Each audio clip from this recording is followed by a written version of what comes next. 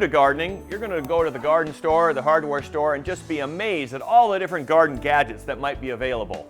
But what I want to tell you about is being focused, sticking to the 3, 4, maybe 5 basic tools that are most important. We'll talk about that today on Garden Steps. There are 4 basic sets of tools that every gardener needs, and we'll start talking about shovels first.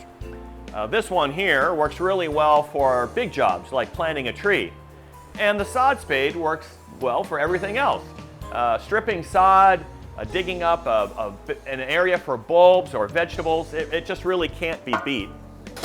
It's just a perfect type of tool. When it comes to scratching the ground, you need a hoe, and we've got 2 good ones for that too. This works good for big jobs, and this works good for smaller areas and for making furrows. So some really good ideas there. Now, pruning tools are very important in the landscape, especially with older plants. And scissors types of pruners work the best for this. Hand pruners, you can just put in your hand and really do a good job of taking off specific limbs. If you need something a little bit larger, limbs up to maybe an inch or so in size, 3/4 of an inch, then a good loppers works good for that. And finally, that brings us to rakes. And you can see the obvious difference here.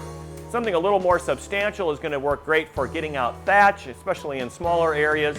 And then of course this helps to pick up lots of loose things in the landscape. So pick out the one you need and then use it wisely. So those are the essential tools that you're going to need. Don't worry too much about garden gadgets. You'll have plenty of time to experiment later. Now here's the take-home message. When you're looking at garden tools, be sure to buy quality. If it looks cheap and poorly made, it probably is, and it's probably something to be avoided.